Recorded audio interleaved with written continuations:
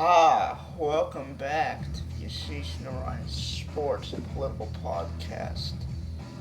Welcome back. It's a awesome day. A game two of the NBA Finals coming up in a mere 4 hours.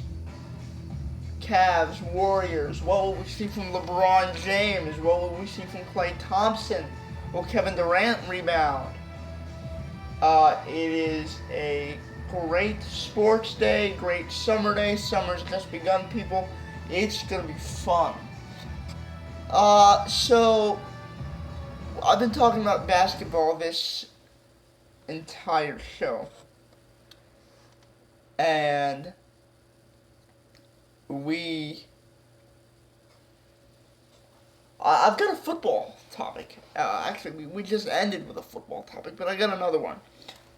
So I saw this story on NFL.com. It's a website that I really trust, that I look at for NFL stories, because especially with these sports being so worldwide and the celebrity of the star being so big. These sports are really 24/7 now, man. And there's so much that goes on, especially, and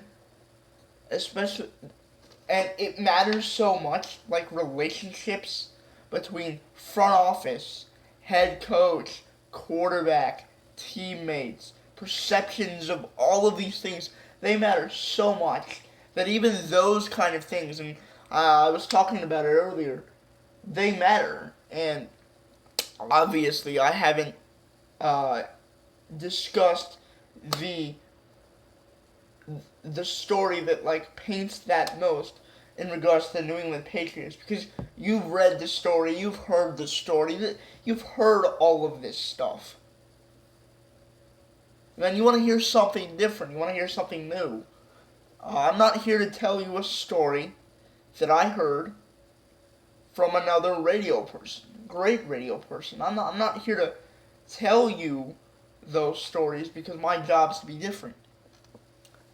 And look, if I heard the same guy, I shouldn't say the same guy, but 10 guys on national stations and 5 guys on the local stations say the same stuff about this Patriots dysfunction, I'd get sick of it. I wouldn't want to hear it. I want to hear something new. I want to hear a different take. That's why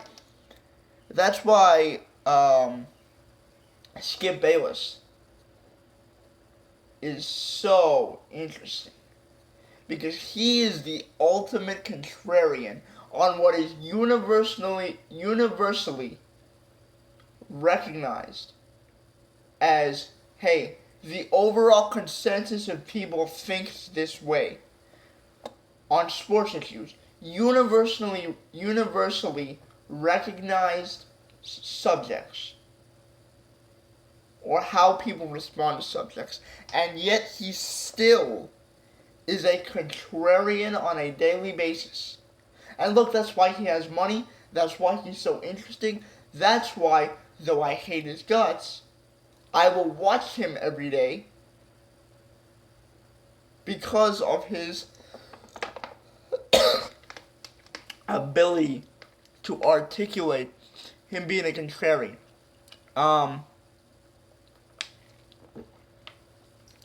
So that's kind of wrapping up the previous subject. I'm a contrarian on this view.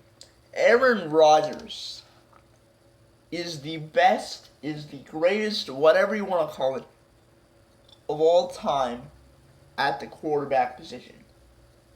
I have never seen someone in my life, okay,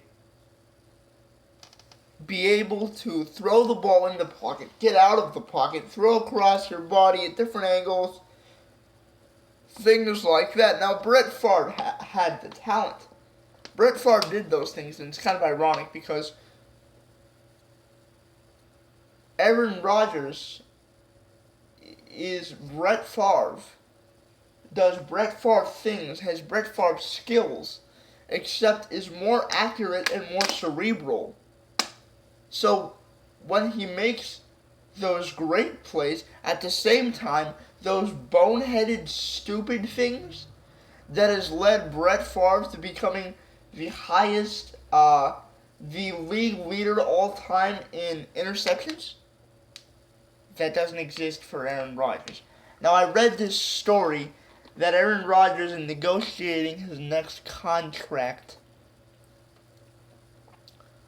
would try to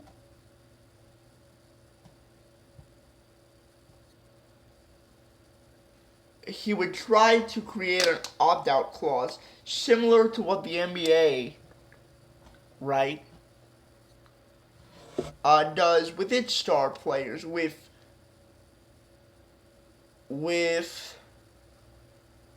LeBron, with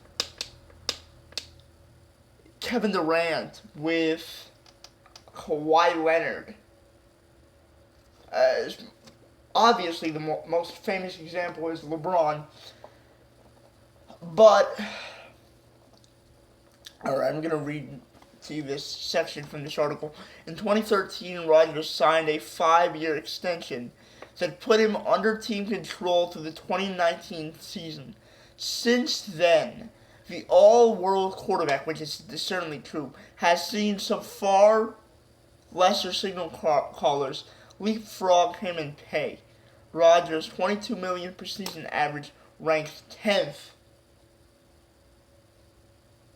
behind Matt Ryan, Kirk Cousins, Jimmy Garoppolo, which I can understand that. I think he's great. Matt Stafford, in his own division, man. In his own division, Matt Stafford, Derek Carr, Drew Brees, again, understandable, Andrew Luck, injury prone, Alex Smith, too scared to throw a deep pass, and Joe Flacco. Fluky Flacco, that's what he is. Drew Brees deserves top 10 quarterback money. Garoppolo, give me some more time, but I think he does. Andrew Luck, he's not healthy. I can't pay him that kind of money. Obviously, they paid him assuming he was going to be healthy, but he's not. None of these other guys deserve top 10 quarterback money. Ahead of Aaron Rodgers, the greatest quarterback, the best quarterback in the history of this league. Okay, let me just throw some numbers out to you, out to the public here. They'll say, oh, Tom Brady is the greatest quarterback ever, right? Aaron Rodgers, touchdown to interception ratio, 4-1, highest in league history. Oh, well, Tom Brady must be close, right? Yeah. He's at 3-1. He's the number 2 in history, but he's at 3-1, one less touchdown per game.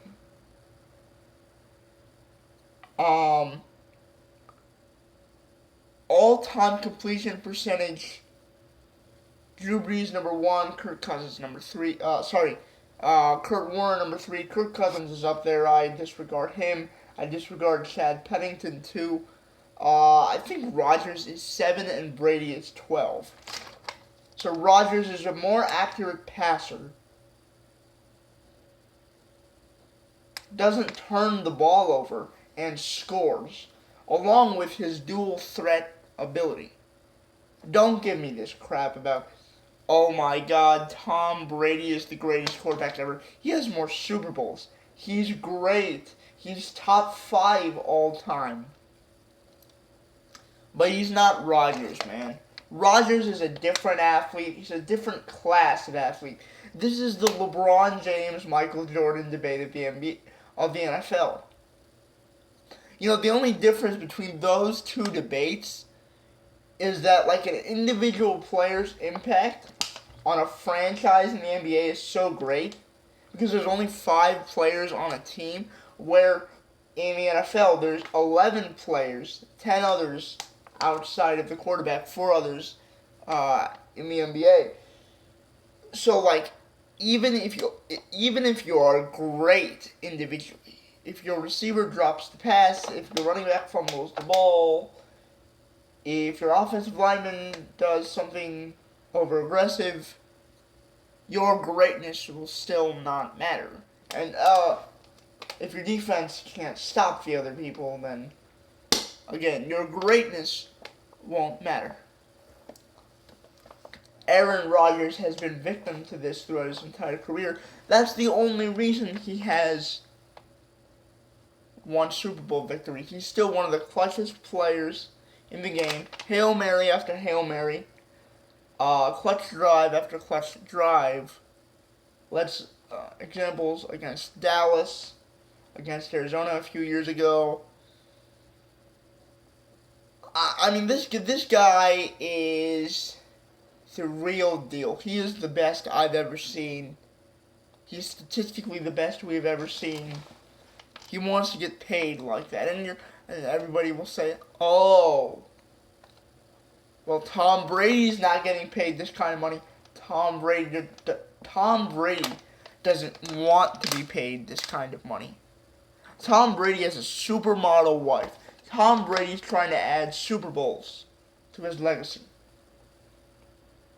And guess what? He gets paid pretty well on the back end, too. He's not an idiot. He went to Michigan University. He's getting paid, man. Not in the short term, but in the long term. But in the short term, they'll have the money to win him Super Bowl. So he'll make his money off his own contract. Obviously, his wife adds in cash too, and he'll continue to win because the way the deal is structured, his team is going to be relevant for the next 3 to 4 years. Aaron Rodgers has a dysfunctional management group headed by Ted Thompson.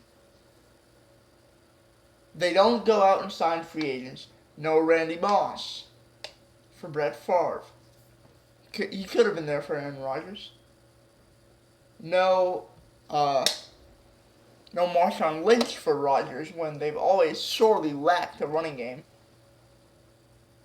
They let go of his quarterback coach. They let go of his favorite receiver without asking him. Okay. And then the litany of other moves that I've just stated. Rodgers. So the question begs, why doesn't he leave? Well, it's the way the contracts have been structured in the NFL. He signed this 5-year deal, right?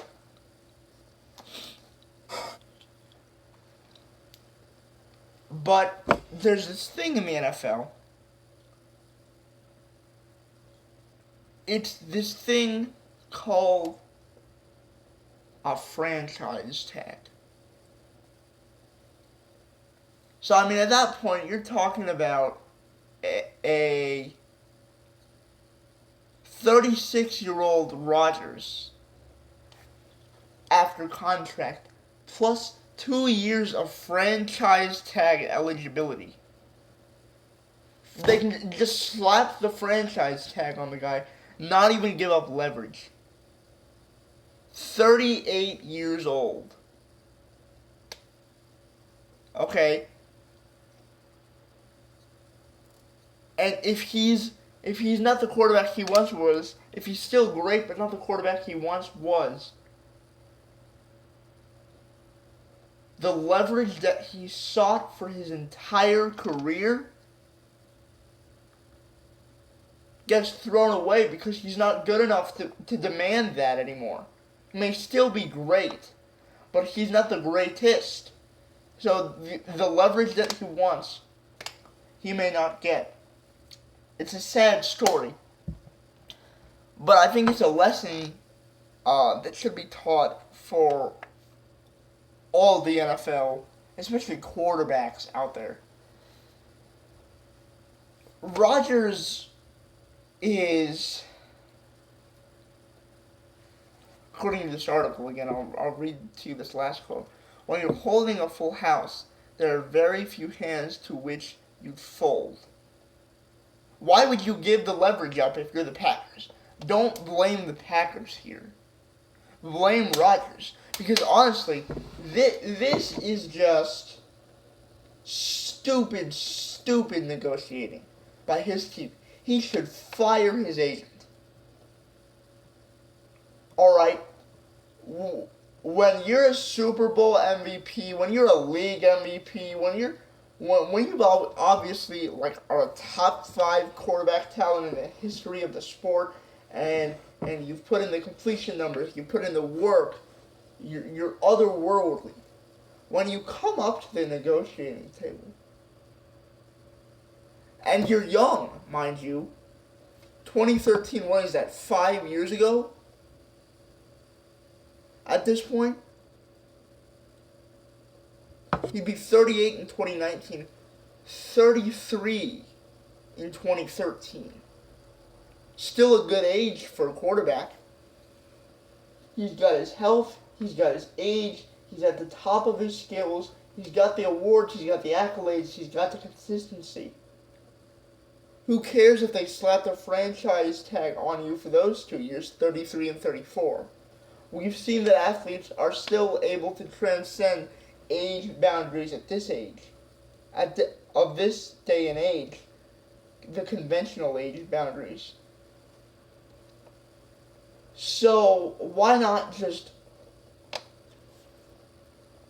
hardline and say, look, give me an opt-out clause. They'll franchise tag you for 2 years. But guess what? You have all the leverage. Because every single team in America, outside of the New England Patriots, and possibly even the New England Patriots, want Aaron Rodgers over who's starting for them. He'd get that opt-out clause anywhere else. He'd just have to sit tight, wait 2 more years, which, looking back now, very consistently, great years. He gets the opt-out clause, he gets the contract he wants, and Rodgers, right? Sorry. The Packers would have to cave. And see, this is the thing I don't understand with quarterbacks. I understand it with running backs. I understand it with wide receivers. Why they don't try and look. Why they don't set a hard line and just say, hey, meet me at the table here. And obviously, great receivers hold out. They go through the franchise tag thing, but by the time they're used up, they're not worth anything. But quarterbacks, the most important position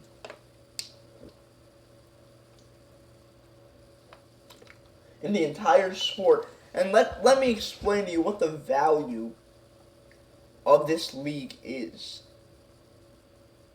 100 and sorry, hold on. Give me a moment, my math is a little bit incorrect. Let's go and say $45.8 billion.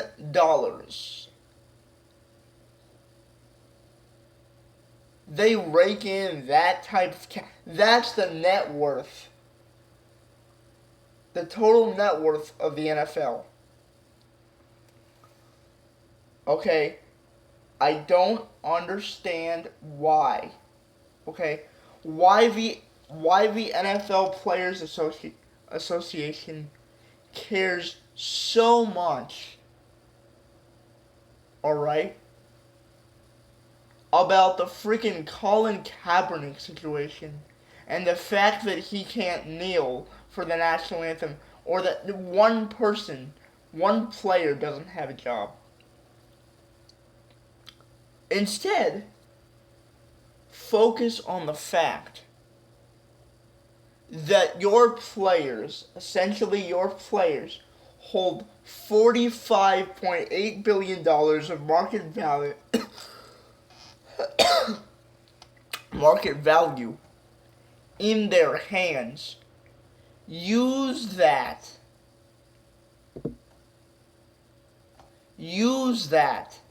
as a negotiating tactic, and as an NFL Players Association, force the opt-out clause. As individual players, stars like Aaron Rodgers, Tom Brady, right? Guys that are looking for new deals, especially at the quarterback position, because it's the most recognizable, it's the most important position. Force the issue. NFL Players Association, force the issue.